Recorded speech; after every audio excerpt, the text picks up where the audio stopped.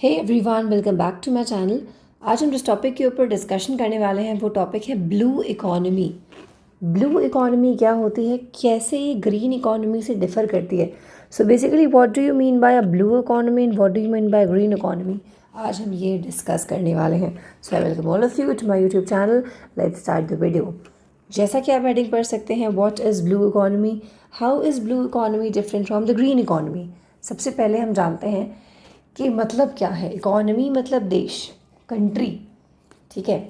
वहाँ का जो सिस्टम है ब्लू, किसी कंट्री को ब्लू इकॉनमी, किसी कंट्री को ग्रीन इकॉनमी कैसे कह सकते हैं। अब आ जाते हैं पैराग्राफ पे। देखिए, ब्लू है तो जाहिर सी बात है कुछ पानी से रिलेटेड होगा। Oceans cover the 3/4 of the earth surface, ये हमें समझ में आ गया। कम से कम 3/4 तो है ही है। 97% of the earth water is in oceans, 100 में से 97 तो पानी ने घेर रखा है। Oceans also represent 99 of the living area on the planet. 99% जो लोग जीते हैं, जो लिविंग एरिया 99% है ओशंस का, जो कि रिप्रेजेंट करता है। However the current economic trends have been rapidly degrading ocean resources. लेकिन आजकल हम जो पोल्यूशन कर रहे हैं ना, उसने इस पैटर्न को, इस ट्रेंड को काफ़ी चेंज कर दिया। जो हमें नेचुरली मिला था 97% पानी, 99% लिविंग ऑर्गेनिजम्स वहाँ पर पानी वाले, उसने थोड़ा सा हमने पोल्यूशन कर करके, कुछ ह्यूमन कॉजेज़ हैं, कुछ नेचुरल कॉजेज़ हैं, कुछ अपने फ़ायदे के लिए चीज़ें करी हैं, तो उस वजह से थोड़ा सा अब चेंज हो रहा है। Blue economy deals with the sustainable use of ocean resources. तो ब्लू इकॉनमी मतलब कोई भी ऐसा कंट्री, कोई भी ऐसा देश जो क्या कर रहा है, सस्टेनेबल तरीके से ओशन रिसोर्सेज को यूज़ कर रहा है। देखिए, यहाँ पर कुछ शब्द है जिनका मतलब आपको समझना पड़ेगा पहले ही, क्योंकि ये शब्द बार बार आएंगे। तो blue economy deals with the sustainable, यहाँ पर सस्टेनेबल शब्द का मतलब ये है ऐसे यूज़ करो जिससे कि तुम्हारे लिए सारे रिसोर्सेज ख़त्म ना हो जाए, फ्यूचर के आने वाली जनरेशन्स के लिए भी हम थोड़े से रिसोर्सेज को बचा लें। उस तरह के यूसेज को कहते हैं सस्टेनेबल यूसेज। अगर हम सारे रिसोर्सेज आज ही ख़त्म कर देंगे तो आगे आने वाली जनरेशन को कुछ नहीं मिलेगा। तो ब्लू इकॉनमी डील करता है कि आप ऐसी चीज़ों को यूज़ करें, ऐसे नेचुरल रिसोर्सेज को आप यूज़ करें कि वो ख़त्म ना हो जाए, ठीक है। आगे आने वाली पीढ़ियों को भी समुद्र वगैरह देखने को मिले, आप एकदम उसे पल्यूट कर करके ख़त्म ही ना करते। इसे हम कहते हैं blue economy. What is blue economy? Blue economy is the sustainable use of ocean resources, जो भी हमने ऊपर पढ़ा। सस्टेनेबल मतलब इस तरह से यूज़ करना कि आगे आने वाली पीढ़ी उसे देख पाए। तो ब्लू इकॉनमी मतलब ऐसे रिसोर्सेज को यूज़ करना सस्टेनेबली एंड ओशन डेवलपमेंट करना, strategies for economic growth, improved livelihoods and jobs and ocean ecosystem health. Okay, पानी का ख्याल रखते हुए ही आपको सारी चीज़ें करनी है। अपना प्रॉफिट, अपनी चीज़ें, अपना बिजनेस, जॉब, नौकरी, लिवलीहुड, सारी चीज़ें आप मैनेज करो, लेकिन पानी की कुर्बानी मत दो। Okay, water is a precious resource, उसे आप डिप्लीट करके, उसे अननेसेसरीली वेस्ट करके, उसका ऑप्टिमम यूटिलाइजेशन ना करके, ऐसे आप आगे लाइफ में नहीं बढ़ पाएंगे, चाहे वो कोई भी कंट्री हो। Country have to preserve their own natural resources, which are again limited.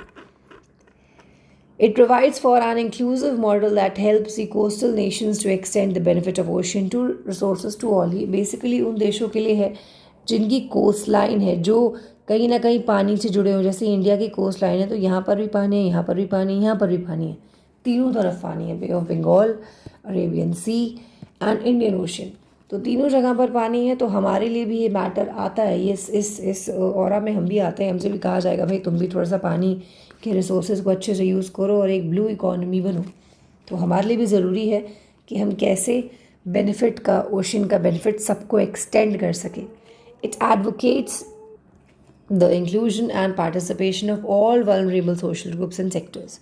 ये इंक्लूड करता है वल्नरेबल ग्रुप्स, जो लोग भी इस प्रॉब्लम्स के, जो बहुत ज़्यादा वल्नरेबल होते हैं, मतलब एक्सपोज टू रिस्क हैं, वो सारे सोशल ग्रुप्स और सेक्टर्स भी इसमें पार्टिसिपेट करें।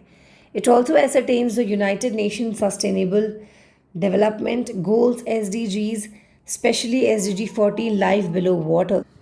This is something very very important. United Nations जो है अपने कुछ गोल्स बनाता है। ओके, United Nation sustainable development goals जिन्हें कहते हैं SDG के नाम से जानते हैं। तो वैसे यूनाइटेड नेशंस ने गोल बनाए, यूनाइटेड नेशंस गोल 1, SDG 1, ठीक है, यूनाइटेड नेशंस का गोल 2, SDG 2, तो SDG के नाम से जाना जाता है। वैसे यूनाइटेड नेशंस ने गोल नंबर 14 बनाया जो जाना जाता है SDG 14 के नाम से। तो यूनाइटेड नेशन का SDG 14 बोलता है लाइफ बिलो वाटर, मतलब आप समुद्र के अंदर रहने वाले जो जीव, जो प्राणी, जो एक्वेटिक लाइफ है उसे प्रोटेक्ट भी करना आपकी ज़िम्मेदारी है। ये यूनाइटेड नेशंस का गोल है। सस्टेनेबली यूज़ करना है, सस्टेनेबल डेवलपमेंट करने का मतलब ये है कि ऐसे आप यूज़ करें कि फ्यूचर जनरेशन के लिए वो ख़त्म ना हो जाए। दिस कॉन्सेप्ट प्रीडोमिनेंटली एम्स, अभी क्या एम करता है, for the development of human wellbeing and social equity whilst reducing environmental risk and ecological scarcities of the ocean। ठीक है, ये सारी चीज़ें फुलफ़िल कर लो, वेलफेयर कर लो, डेवलपमेंट कर लो, लेकिन इन्वायरमेंट रिस्क और इकोलॉजिकल स्कैरसिटी को ख़त्म किए बगैर। ऐसा ना हो कि आपने सारे रिसोर्सेज यूज़ कर डालें। हिस्ट्री ऑफ ब्लू इकॉनमी, थोड़ी सी इसकी हिस्ट्री जानते हैं कि कॉन्सेप्ट आया कहाँ से था।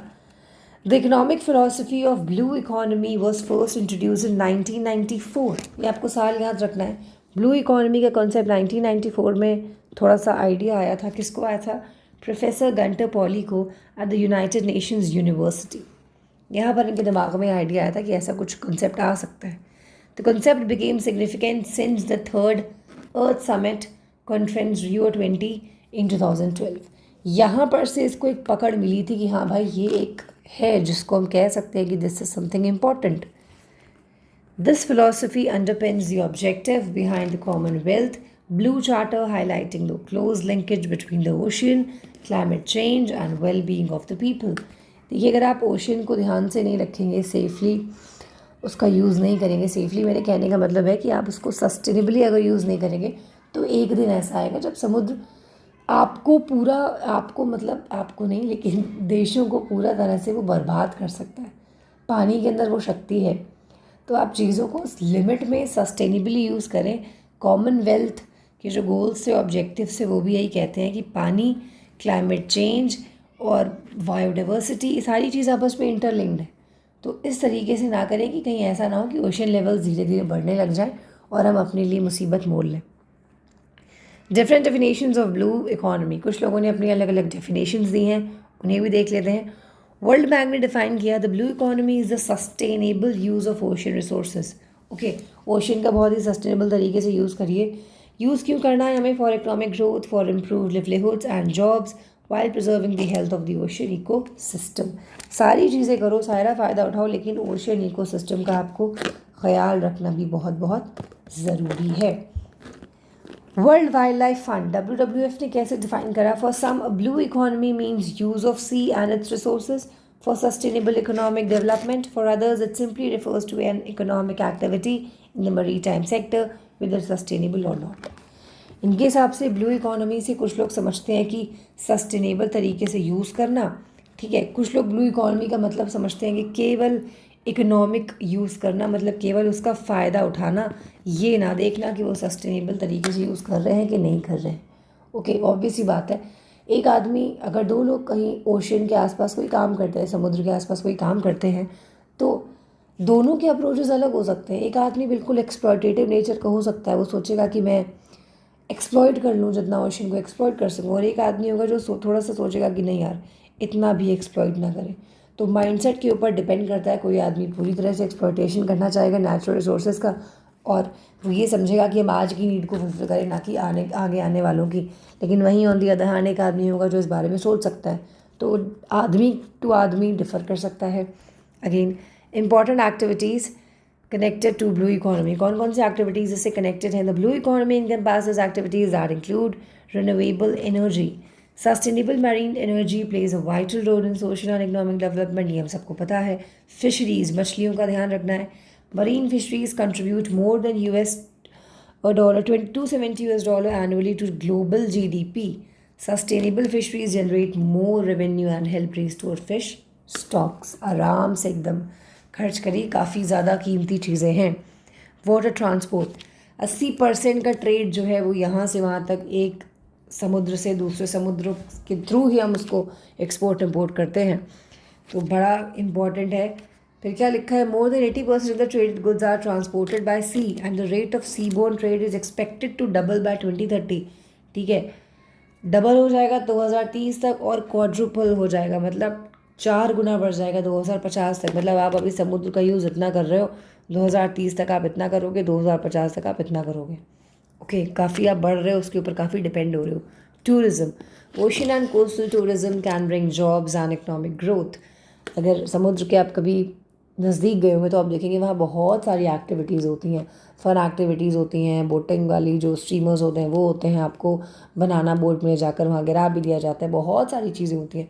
तो बहुत सारे लोगों को इस टूरिज़्म से जॉब्स भी मिलते हैं। Okay, so more than 41 million visitors per year visit least developed coastal countries and small island developing countries. तो 41 मिलियन से ज़्यादा तो लोग इस चीज़ के ऊपर डिपेंड करते हैं। Climate change. The staggering impacts of climate change include rising sea level, very very important, समुद्र का लेवल बढ़ रहा है, coastal erosion, लोगों को तमीज़ नहीं है, गंदगी फैला देते हैं वहाँ पे जाके, changing ocean current pattern, ocean current जो हमने पढ़े थे बचपन में अपने warm currents, cold currents, तो इन current patterns भी change हो रहे हैं, and acidification, very important, acidification मतलब समुद्र में कुछ ऐसी चीज़ें मिल रही हैं जो कि नहीं मिलनी चाहिए, कुछ ऐसा वाटर है, वाटर ख़राब हो रहा है, वाटर क्वालिटी डिप्लीट हो रही है। ओशन ज़्यादा important, carbon sink and help mitigate climate change. Carbon sink कहा जाता है ओशंस को। कार्बन सिंक क्यों कहा जाता है? क्योंकि CO2 को अपने अंदर ले लेते हैं, इसीलिए बोला जाता है कार्बन सिंक। इतनी इम्पॉर्टेंट चीज़ है ये, इतनी कीमती चीज़ है और हम इनका इस तरह से यूज़ करते हैं, इन्हें इरोड करते हैं, इन्हें बर्बाद करते हैं, इनका गंदा यूज़ करते हैं। हमें इसका अच्छे यूज़ करना, ना कि हमें उसको एक्सप्लॉइट करना है। वेस्ट मैनेजमेंट, ATP, ये तो बहुत ही बेकार बात है। जब भी आप कभी किसी सी बीच पर जाएंगे आपको सबसे ज़्यादा वहाँ पर वेस्ट देखने को मिलेगा। प्लास्टिक की बोतलें, प्लास्टिक के रैपर, मतलब people are literally, personally I must say that people are literally shameful जो ऐसी चीज़ें करते हैं। 80% of litter in oceans is due to land based sources. 80%। आपको आइडिया भी नहीं है कि आपके उस वेस्ट को अगर फिशेस खा लेंगी तो वो मर रही हैं और दे ऑल आर इनोसेंट, उनका कोई कसूर नहीं है। आप उनके इन्वायरमेंट में जाते हो, उसे पल्यूट करते हो, वहाँ से हंसते खेलते बाहर आ जाते हो, which is wrong wrong wrong. And I am seriously I must से कि बहुत बहुत गलत एक्टिविटी है, हमें तुरंत रोक देनी चाहिए। 80% is very very large ratio, काफ़ी ज़्यादा है ये।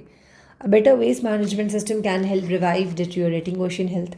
एक बेहतर एक सिस्टम होगा जो ओशन हेल्थ को इम्प्रूव करेगा। भाई आदमी को कहाँ तक समझाया जाए, कुछ लोग समझ जाते हैं लेकिन कुछ लोग नहीं समझते। Even after so many efforts वो नहीं समझेंगे। तो हमें कुछ बेहतर सोचना चाहिए जिससे कि हम इस चीज़ को कंट्रोल कर सके, वेस्ट मैनेज को अच्छे से कर पाए। India's draft policy framework, India's vision for new India 2030।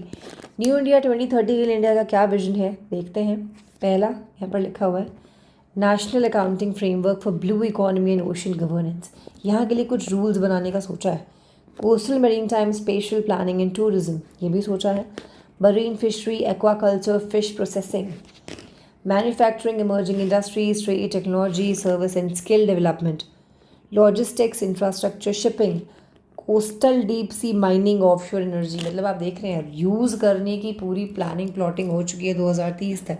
Security, strategic dimensions and international engagements. आप इतना सारा यूज़ करोगे तो उसको बचाओगे कैसे?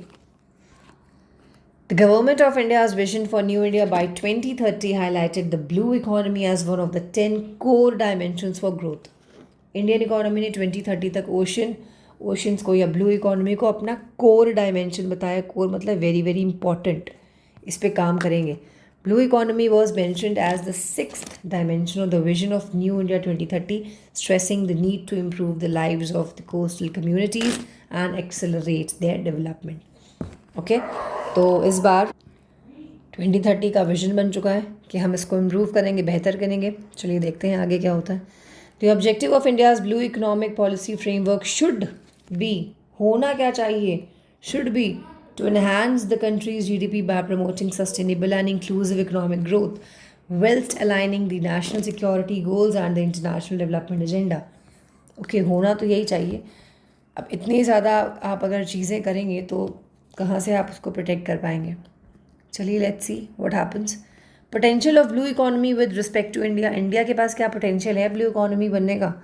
India has a coastline, क्यों नहीं है भाई? इंडिया के पास 75,517 की किलोमीटर लंबी कोस्ट लाइन है, 12 मेजर पोर्ट्स हैं, 187 नॉन मेजर पोर्ट्स हैं जो कि about 633.87 million ton of cargo deal करते हैं 2019 तक का डेटा कहता है। 95% of India's trade volume transits by sea. 100 में से 95% तो आप समुद्र के द्वारा ही भेजते हो यहाँ से वहाँ। India's 2 million square kilometres exclusive economic is rich in living and non-living resources and contains a substantial amount of crude oil and natural gas। इतना 2 मिलियन किलोमीटर क्या लिखा हुआ है स्क्वायर किलोमीटर, बहुत ही ज़्यादा इंपॉर्टेंट एरिया है। क्रूड ऑयल भी है यहाँ पे। इट कैन पोटेंशियली, मतलब इंडिया के पास अच्छा खासा पोटेंशियल है भाई, to improve the value addition in coastal manufacturing and services, trade, deep sea minerals, aquaculture, marine related technologies करने का। The coastal economy also sustains more than 40 lakh fishermen, 40 lakh से ज़्यादा मछुआरे and other significant populations in the coastal communities। ये भी हैं जो depend करते हैं ओशन के ऊपर apart from government। According to pre-pandemic COVID-19 आने से पहले OECD estimates that the global blue economy was expected to grow double the rate of the rest of the world। Okay, 2 गुना बढ़ेगी। कोरोना से पहले की भविष्यवाणी थी। कोरोना के बाद क्या होता है? In the post covid global scenario India witnesses significant growth in the marine time sector. India ने ग्रोथ चेक करी है, उसकी ग्रोथ हुई है इफिशिएंट यूटिलाइजेशन में ओशन रिसोर्सेज के। The blue economy along with the market opportunities paves way for the conservation and development of intangible blue resources such as carbon sequestration and coastal resilience and decision making to help vulnerable nations to mitigate the devastating effects of climate change। Okay, तो यहाँ पर हमने देखा कि हमारे पास potential है, opportunity भी है, हम कैसे ब्लू इकोनॉमी बढ़ सकते हैं। कार्बन सिक्वेस्ट्रेशन एक अलग कॉन्सेप्ट है, इन्वायरमेंट का कॉन्सेप्ट है। वल्नरेबल नेशंस को बचा सकते हैं क्लाइमेट, अगर बाई चांस किसी रीज़न की वजह से क्लाइमेट चेंज हो रहा है तो। Important facts connected with the potential of oceans. Ocean क्यों ज़रूरी है थोड़ा ये भी जान लें। The world wide ocean economy is valued at ये है इसकी वैल्यू, आप देख सकते हैं 1.5 trillion US dollar per year. 80% of global trade by volume is carried by sea. 80% global trade की बात हो रही है, पानी से जाता है सामान। 350 मिलियन जॉब्स समुद्र से रिलेटेड हैं। By 2025, which is estimated that 34% of the crude oil production will come from offshore fields। Aquaculture is the fastest growing food sector and provides about 50% of fish for human consumption। अब आप समझ रहे हैं इतना ज़्यादा कीमती है हमारा ओशन। तो this is all about the blue economy. अब आ जाते हैं वर्सेस कर लेते हैं एक बार blue economy versus green economy का। अब देखिए जहाँ पर ब्लू आएगा समझ लीजिए पानी से रिलेटेड कोई कॉन्सेप्ट है, ग्रीन है तो पेड़ पौधों से रिलेटेड, इन्वायरमेंट से रिलेटेड, इकोलॉजी से रिलेटेड कोई कॉन्सेप्ट है। Okay, the green economy is defined as an economy that aims at reducing the environmental risk and that aims for sustainable development without degrading the environment. Therefore the blue economy is a part of the green economy. Green economy मतलब sustainable तरीके से अपने resources का use करना, पेड़ पौधे और इन सब चीज़ों का ध्यान रखना, ठीक है, अपने चारों तरफ इन्वायरमेंट का ध्यान रखना। वैसे ही अगर अपने आप चारों तरफ पानी का भी ध्यान रख रहे हो तो मतलब ब्लू इकोनॉमी भी कर रहे हो। तो जो ब्लू इकोनॉमी है it is itself a part of green economy. ठीक है, ब्लू इकोनॉमी कोई अलग कॉन्सेप्ट नहीं है ग्रीन इकोनॉमी से। ग्रीन इकोनॉमी का मतलब ही है कि आप अच्छे से यूज़ करो, सस्टेनेबल यूज़ करो, बस सस्टेनेबल यूज़ करो पानी के रिसोर्सेज का तो बन जाता है आपका ब्लू इकोनॉमी। सस्टेनेबल यूज़ करो पूरे इन्वायरमेंट का तो वो बन जाता है आपका green economy. It is almost the same thing. During Rio+20 summit in June 2012, Pacific small islands developing states that for them a green economy was in fact a blue economy. It is almost the same thing, इसमें कोई difference नहीं है। So this is all about the blue economy. I hope आपको आज का concept clear हो चुका होगा। अगर आपको कोई भी डाउट है तो आप कमेंट बॉक्स का यूज़ पूरा ऑप्टिमम यूटिलाइजेशन कर सकते हैं for writing your comments, for writing your valuable suggestions. हम सजेशन ज़रूर सुनते हैं, हम उस पर काम भी करते हैं और हम आपको बेहतर से बेहतर कंटेंट प्रोवाइड करने की कोशिश करते हैं। इसके अलावा आप सबका हम तहे दिल से शुक्रिया करना चाहते हैं आपके। हम बहुत आभारी हैं कि हमारे आपको वीडियोस पसंद आते हैं, आप देखते हैं उन्हें। You are praising us, you are appreciating us. Thank you so much from the core of our hearts. आपके सपोर्ट के बिना हम आपके सपोर्ट के बिना ये हैं ज़ीरो, कुछ भी नहीं है। बिना आपके सपोर्ट के, बिना आपके प्रेज़ के, बिना आपके अप्रिसिएशन के, बिना आपके व्यूज़ के, बिना आपके लाइक्स के, कमेंट के, कोई भी यूट्यूबर कुछ नहीं है।